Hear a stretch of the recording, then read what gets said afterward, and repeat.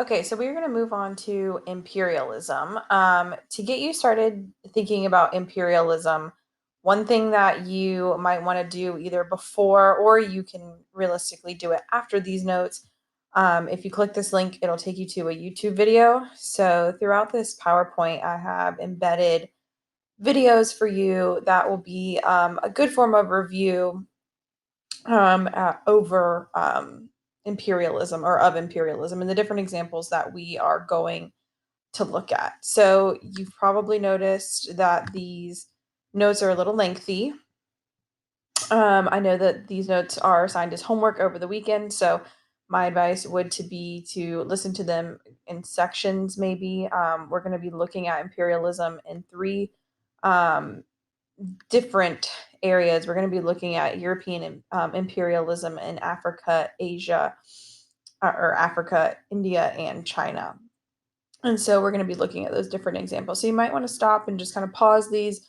It was easiest for me to kind of just knock this out.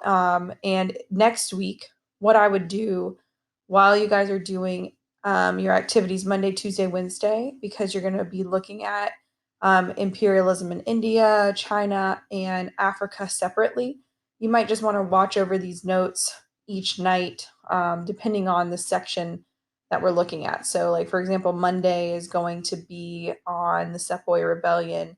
So you might want to look over imperialism in India that night, just that portion of this video. So you can kind of break it up that way as well. So it'll serve as a good form of review. So I am aware that this video is a little bit lengthier than the others and that it's probably taking you some time to watch over and take a look at it.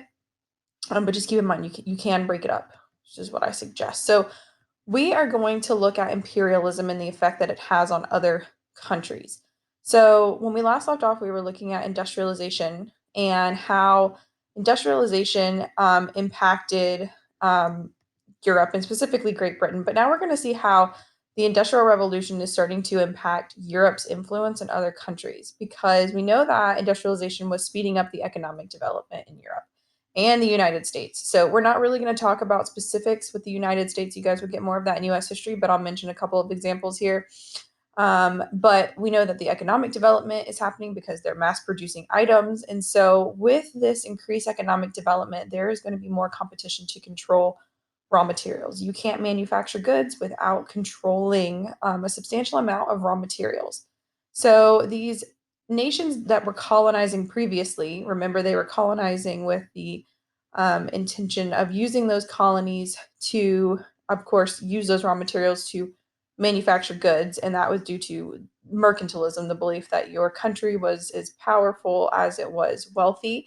So you wanted to seize as much raw materials and as much wealth as possible. But now imperialism is going to start to take a much deeper control. So these colonies that they had previously established are kind of serving multiple purposes. They are sources of raw materials, like we were just discussing, but they're also really great markets to sell manufactured materials. So, for example, when the Europeans, or sorry, when the British are colonizing in India, we're seeing them seize, cotton, and so that cotton can then be manufactured into textiles and then again sold back to the Indian population. So not only are they taking that cotton from that region, but they're also selling the manufactured goods made from that cotton back to the people living in that region. So it's kind of serving two purposes to maximize this economic development as well.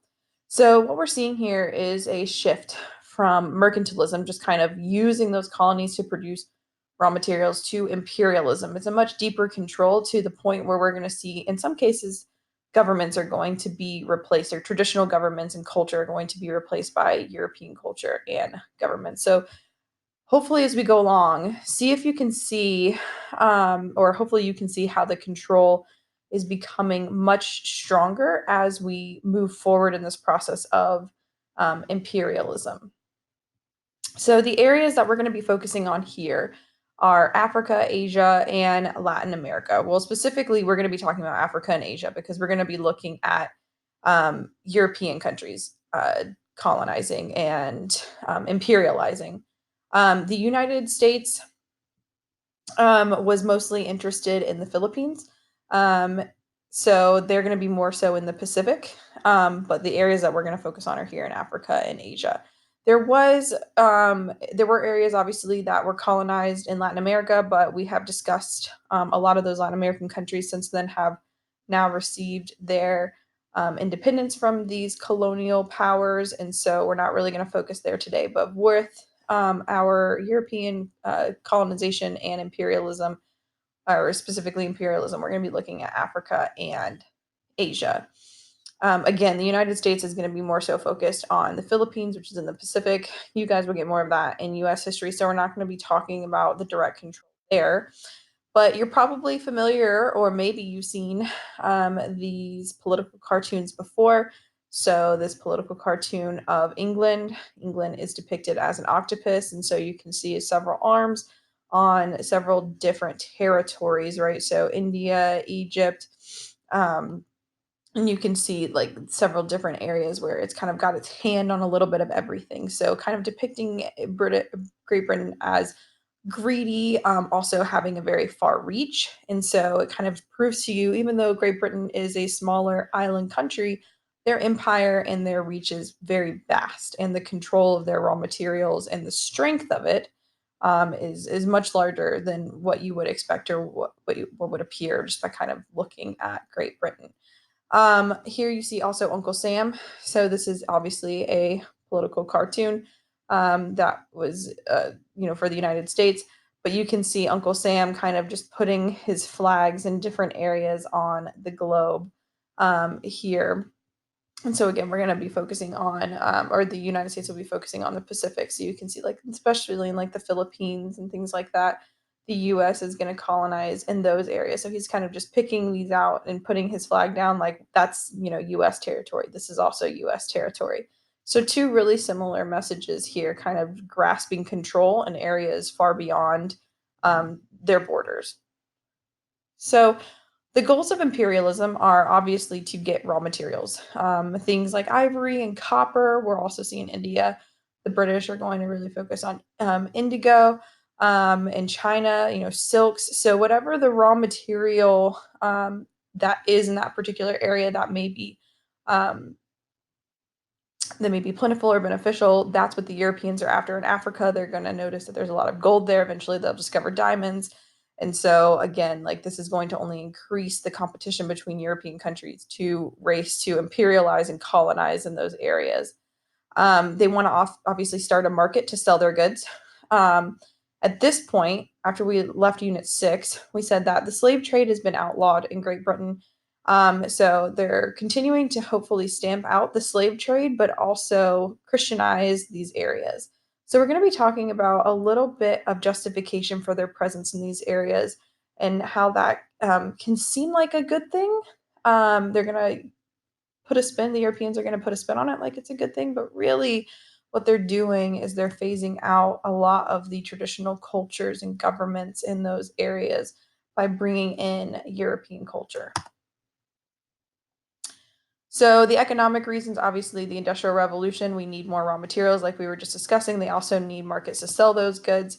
And nationalism, extreme pride in your country. A lot of these countries were trying to show how powerful they were. And again, we're kind of building up to World War I. That's our next subject in this unit. Nations want to prove how powerful they are, and what better way to show how powerful you are other than expanding your empire's borders, showing people how vast and far your control is, strengthening your economy, building up your wealth, being an economic competitor. So these colonies were a way of showing power to other countries, and also bringing wealth to the imperial countries. There's also this idea of, they want to help others. They thought that the native people needed to be more civilized by European standards. And by civilized, we mean the Europeans want them to receive a European education. They want them to adapt to European culture and European religion, Christianity. So when the Europeans come in, they are going to provide medicine and education. But again, that's often going to do a lot more harm than good, because the education system is going to start to phase out a lot of the traditional cultures, especially too, we'll see in India. We'll talk about this, how the education system really only increased Indian nationalism, because there is this effort by the Indians to try to really hold on to their traditional culture. Okay, so this idea of humanitarianism is also kind of embedded in this idea of social Darwinism. So the belief that Western civilizations are superior to these other nations, better than these other civilizations. And so when we're talking about these other civilizations, we're specifically talking about areas in Latin America, Africa, Asia. They were vastly different than this Western, civilization that Europe and the U.S. had. And so one really popular piece of writing at this time is called The White Man's Burden. And so you might ask yourself, what is the white man's burden? The white man's burden is, the burden of white people to educate natives. It's their responsibility, it's their duty. And the white man's burden was written by a man named Rudyard Kipling, and he actually wrote it about the U.S.'s presence in the Philippines. But more so, it's kind of pointing out the flaws in this idea of social Darwinism, and how you have to pick up the white man's burden, and really pointing out that the white man's burden is doing more harm than it is good. And again, you can see this is a depiction of the white man's burden as well. Um, you can see that he's carrying, a gorilla, an ape, to an education, or obviously a schoolhouse. So this would have been like depicting, European influence in Africa. Um, but, or sorry, not European influence in Africa. I can't, that's incorrect. This is, it says the US, so this is the US's influence in the Philippines. Sorry, excuse me, in the Pacific. And so kind of depicting them more animalistic, meaning like people living in those regions, the native people in those regions, more animalistic, saying that they are less civilized. And here's the US, picking him up and carrying him to the schoolhouse. But again, like the white man's burden is going to illustrate that, really it's more harmful than it is beneficial. All right, so let's take a look at Europeans in Asia. Um, so we're going to look at the Sepoy Rebellion, and we're going to look at Great Britain's increasing presence in India. So we talked about this a little bit back in Unit 5. Some of these joint stock companies. I also mentioned it way back in Unit 4 that we would be discussing this, but the British East India Company is one of the largest joint stock companies, trading companies that the British have. And Europeans during this time with imperialism, I had mentioned, they are competing for colonies in India because India has a vast amount of natural resources. So in about the 1600s, this is when the British come to India and they begin trading with India. The British at that time are actually the preferable trading partners in the Indians' opinion, and the British actually help chase out the Portuguese. So the British in the 1600s actually become the main trading partner of the Indians. During that time. And so this allows the British to also set up several outposts along the coast of India. So slowly what these outposts are doing, they're not just trading, but it's kind of slowly showing us that as the British are building these outposts, or these areas where they're trading, they're also taking control of that territory. And so by the 1850s, when we get to this time period leading up to the Sepoy Rebellion in the 1800s, the British East India Company actually controls like 60% of India. Um, so they were increasingly granted more rights in India. Like the Indians had waived taxation on trading some British goods. The British were allowed, or the British East India Company had also set up a military as well. So you can see that increasingly they're kind of gaining control slowly.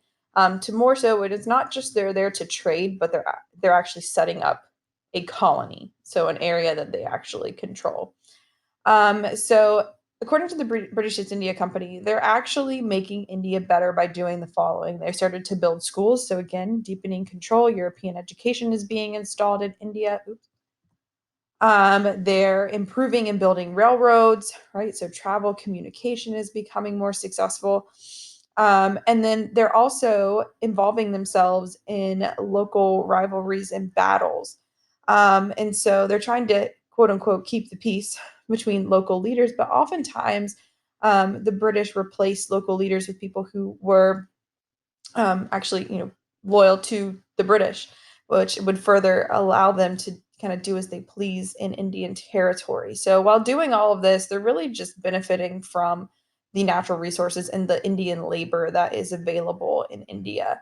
So again, it looks like they're doing a lot of goods. This is what we're talking about when we're talking about like humanitarianism, right? They're there, they're doing really nice things, but really they're there and they're doing those things for the benefit or for the economic benefit, right? So they have other interests as well. Um, the company, like I mentioned, had its own military, its own forts to protect the property and the British citizens that eventually are going to move into India. So we have a lot of British citizens living in India, very popular spot. But again, with the fact that they're able to set up their own military, consider this, they are setting up a British military in a foreign country. And not only that, but the people that are employed by the British military, yes, there are some British leaders in the military, but the majority of the military is made up of Indian soldiers. We call those sepoys, so you need to be familiar with that term. So in 1857, here's where our conflict with the Sepoy Rebellion begins. Remember, I said that, back here, the British were slowly kind of setting up their control. They're building schools, their education systems, they're building railroads. They are, trying to keep the peace between local leaders. One way that they did that is by using the Sepoy military. But in 1857, there's a new rifle, and in order to load the rifle, you have to bite off the end of the powder cartridge. Okay, so that might not seem like a big deal to us, but if there was a rumor that these cartridges were greased in pig and cow fat. Now, if you remember anything about India, the two main religions are Hinduism and Islam. And so, unfortunately, if these new cartridges that were needed to load the rifle, right, you need ammo for your rifle, if you have to bite that off or use your teeth, that's touching your lips, right? It's almost like consuming those parts of those animals. And so for Hindus, cows are considered a sacred animal, so you cannot eat them, right? So again, if it's greased in this pig and cow fat, it's touching your lips. Okay, so that's a violation of Hindu beliefs. And Muslims aren't allowed to eat pigs. So that's a problem. And because of this built up tension of the increasing British presence in India, the Sepoys refuse to put the cartridges in their mouths, obviously. They are then sent home without pay, and this is kind of like the final straw. It sets off a rebellion. And they're really at this point tired of the unfair treatment, that they have been subjected to, the increasing British presence, British kind of forcing their culture on the Indians. And so when this rebellion breaks out by the Sepoys, they are going to slaughter British men, women, and children. Now, unfortunately for the Sepoys, they're not going to be really successful with this rebellion because of the conflict between Hindus and Muslims. It's really hard for them to organize. It's really hard for them to actually come together as one. So by the time the British regather or gather themselves and are able to retaliate, it does increase the violence, but the British start, responding by burning their villages, slaughtering Indians, and they are able to quickly put down the rebellion and deepen their control. So you can see here, this is a political cartoon. Sorry if you hear that. That's my dog, Kira. Stop it. But you can see this political cartoon of the British lion taking its vengeance out on the Bengal tiger. So, sorry, Kira, be quiet. So the British lion is seeking vengeance on the Bengal tiger. So you can see here, this is depicting their response in the Sepoy Rebellion. All right. So the major effects of the Sepoy Rebellion is that the British Parliament is going to be able to um, take out the British East India Company. So this is kind of a way of saying, like, we don't really need your presence there, because what the British are going to do instead is they are going to install their own parliament. So India is actually going to be ruled by parliament, or a British parliament, a British type of government in India. So the British East India Company's presence isn't necessary there anymore because the British are taking full control of India. So this is going to be, India is referred to the jewel in the British crown because it is the most plentiful, it is the most resourceful, and it's going to be the most beneficial of all of Britain's colonies. So when they set up this government, they install colonial governors, so British governors. The viceroy, the king or queen of England at the time, is going to be the sovereign of India. So again, you have British rule, British government. In some areas, remain under the control of local leaders, but they had to make sure that they adhered to British rule. So as long as they obeyed British rule, they could kind of quote unquote keep their power, but they're more so being controlled by the British. There was a lower level of government that was installed that had Indian representatives, but they didn't really have power to vote, or they didn't really have a voice in government. So they're essentially kind of just figureheads. They don't really have any real power in government. So the major effect is that they're going to remove the British East India Company from India, but they're going to install a British government instead. And so deepen their control. So the British now have full control over India. Okay. So now they have full control. The British control cotton, indigo, tea, opium, which we're going to come to this in just a second when we talk about China. So opium is one of the more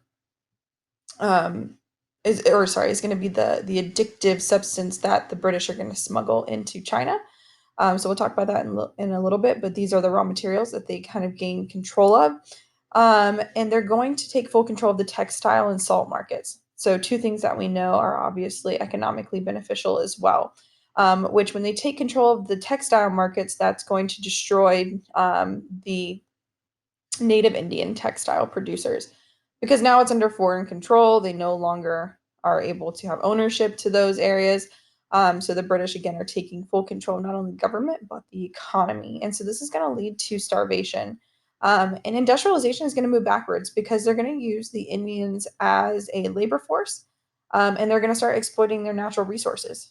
So again, we're seeing that the deepening control of imperialism, we saw kind of slowly how the British were taking control. It's going to, again, do more harm than it does good in places like India.